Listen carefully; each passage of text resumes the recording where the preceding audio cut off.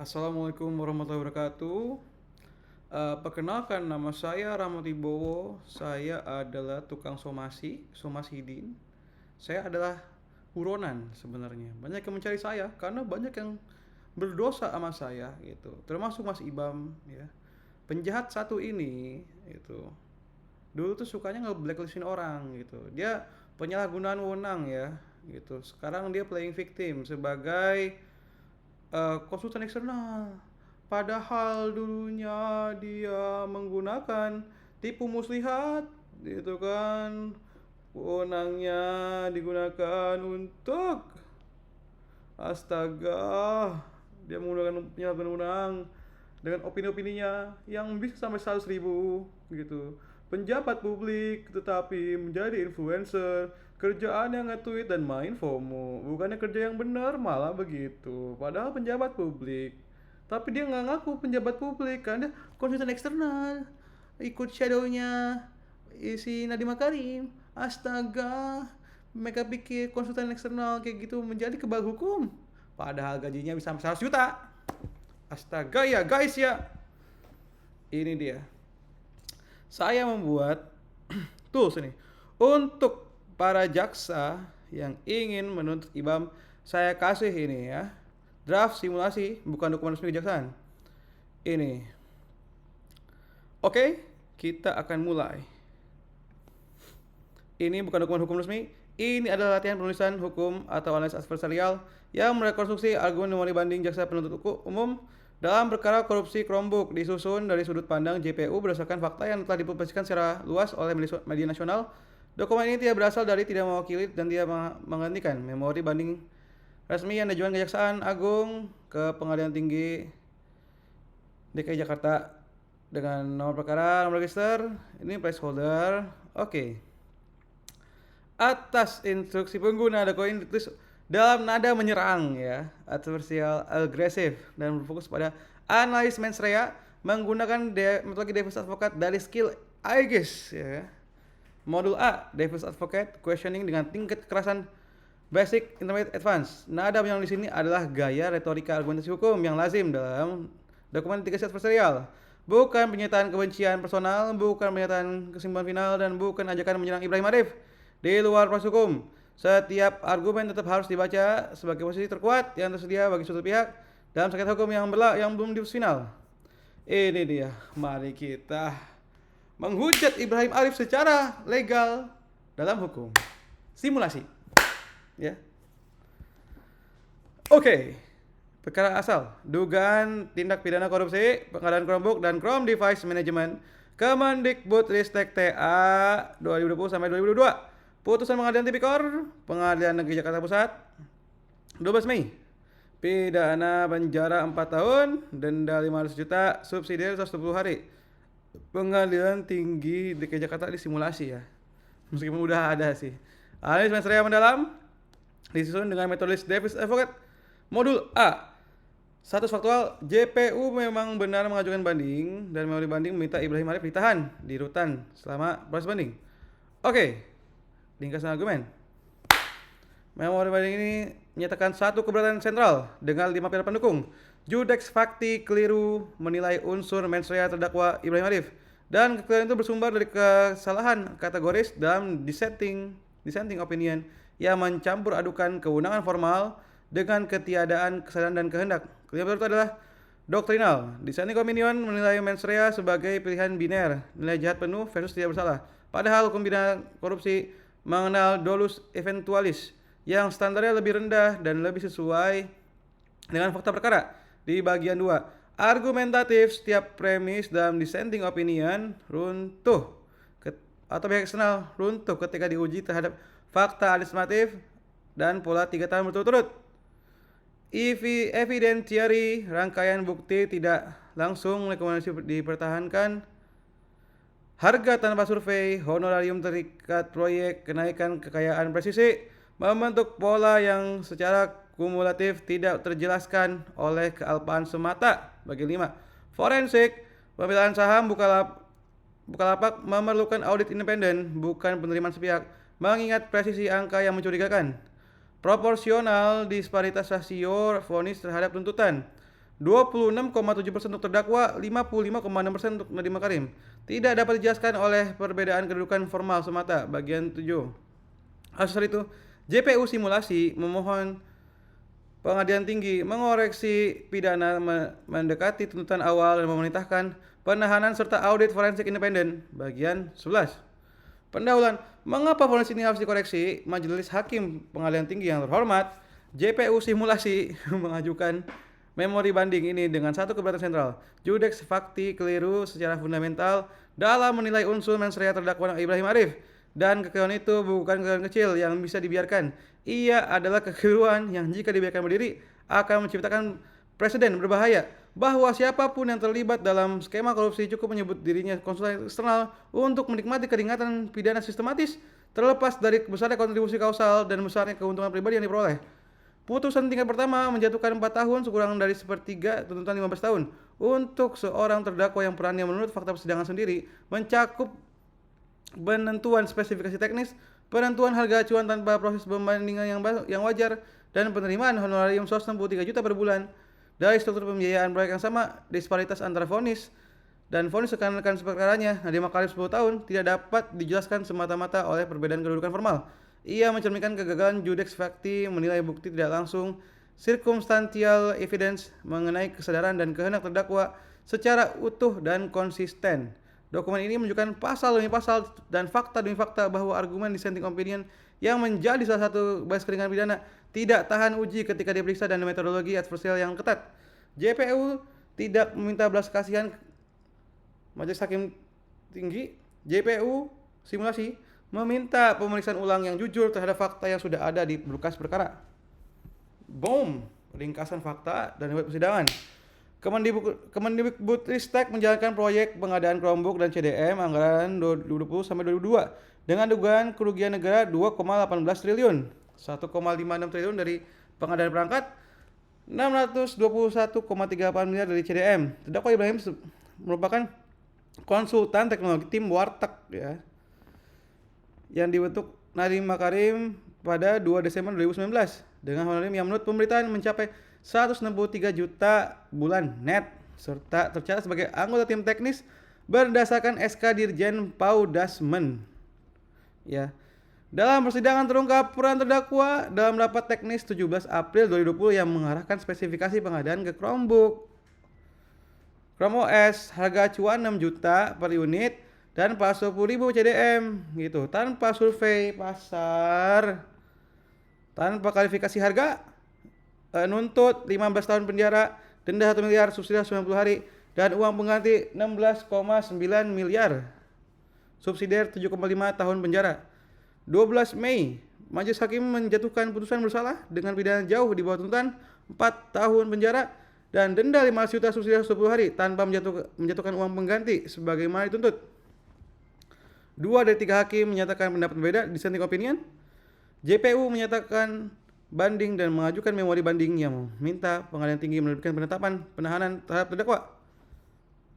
Sebagai pembanding, terdakwa lain dalam rangkaian yang sama, Mulyasyah, ex-direktur SMP atau KPA, mengembalikan 500 juta, namun dituntut dan diadili sebagai terdakwa penuh, bukan diperlakukan sebagai saksi yang dibebaskan dari tanggung jawab pidana.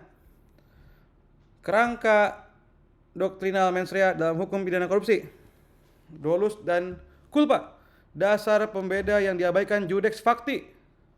Doktrin hukum pidana membedakan 2 kategori kesalahan, dolus dan culpa, kelalaian. Kesengajaan dan kelalaian. Dalam kerangkaan dolus sendiri terdapat gradasi. Dolus directus, pelaku menghendaki dan menyadari sepenuhnya akibat perbuatannya. Dolus eventualis, kesengajaan dan dengan kesadaran kemungkinan pelaku menyadari kemungkinan besar timbulnya akibat terlarang, namun tetap melanjutkan perbuatannya dan menerima risiko itu jika terjadi. Boom. Judex Fakti melalui dissenting opinion, 2 hakim seolah-olah membingkai persoalan sebagai pilihan biner, niat jahat, dolus directus versus tidak bersalah sama sekali. Ini adalah kesalahan kategoris yang fatal. Rumusan pasal 603 KUHP baru tidak mensyaratkan pembuktian dolus directus murni. Cukup dibuktikan bahwa terdakwa secara melawan hukum melakukan perbuatan yang memperkaya diri sendiri, orang lain, korporasi, dan merugikan keuangan negara. Sebuah standar yang secara doktrinal terpenuhi oleh dolus eventualis. Pertanyaan yang harus dijawab Majelis Hakim Tinggi. Apakah mungkin secara akal sehat seorang konsultan teknologi senior mantan CTO perusahaan teknologi besar mempertahankan rekomendasi produk yang telah disanggah kompatibilitasnya telah menetapkan harga tanpa proses banding dan mengulang keputusan yang sama selama 3 tahun anggaran berturut-turut tanpa menyadari kemungkinan besar bahwa proses ini menyimpang dari praktik pengadaan yang wajar? Jawabannya masuk akal ya tidak. Willful blindness, doktrin yang tidak dipertimbangkan sama sekali. Dalam banyak revisi hukum pidana ekonomi dikenal doktrin yang setara dengan willful blindness, di mana pelaku secara sengaja menghindari konfirmasi terlebih lanjut atas fakta yang mencurigakan agar dapat mengklaim ketidaktahuan. Fakta bahwa terdakwa tidak melakukan survei pasar atau klarifikasi harga ke distributor sebelum menetapkan harga acuan, sebuah langkah dasar yang lazim dilakukan konsultan profesional dalam skala proyek bernilai triliunan rupiah, bukan ketidaktahuan.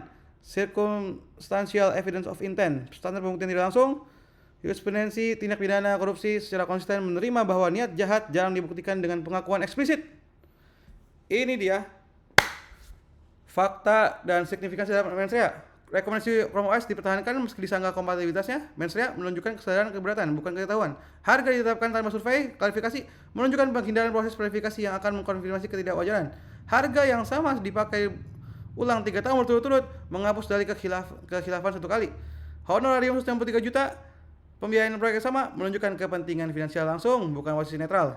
Kenaikan kekayaan 16,9 miliar berhimpitan temporal dengan periode proyek, memerlukan penjelasan meyakinkan, bukan sekedar klaim tanpa audit independen.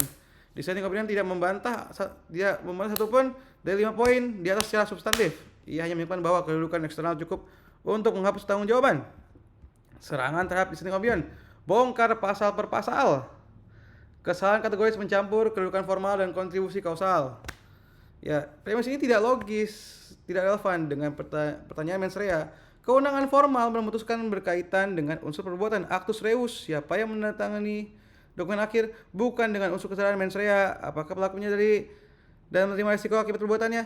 Seseorang tanpa kewenangan formal tetap dapat memiliki kesadaran penuh bahwa rekomendasinya akan diikuti dan akan menyimpang dari praktik yang wajar. Falsi pihak eksternal, membongkar argumen ini pasal per pasal. Nih, pihak eksternal runtuh dihadapkan dengan fakta administratif. Terdakwa ternyata sebagai anggota tim teknis berdasarkan SK resmi, bukan relawan tak berstatus.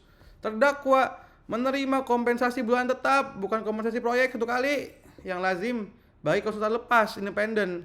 Pasal 603 KUHP baru, delikta komunis, perumus undang-undang secara sadar merancang delik ini agar tidak dapat dihindari dengan hanya mengklaim status bukan penjabat.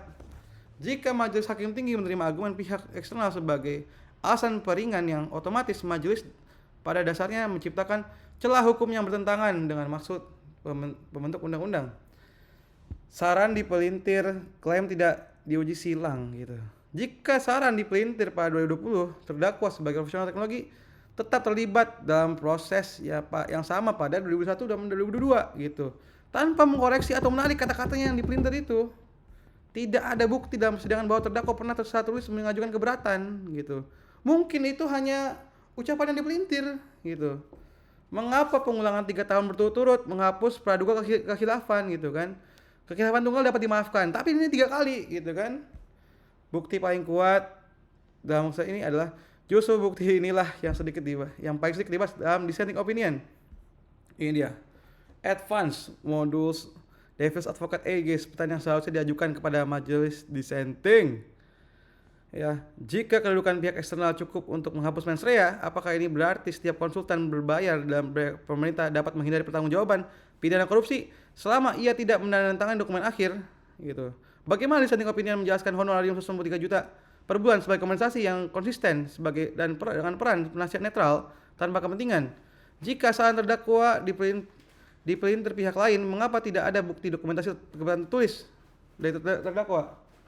Kemudian, apakah dissenting opinion mempertimbangkan bahwa ketiadaan survei pasar sebelum penetapan harga bisa jadi bukan kelalaian administratif, melainkan penghindaran informasi yang sengaja?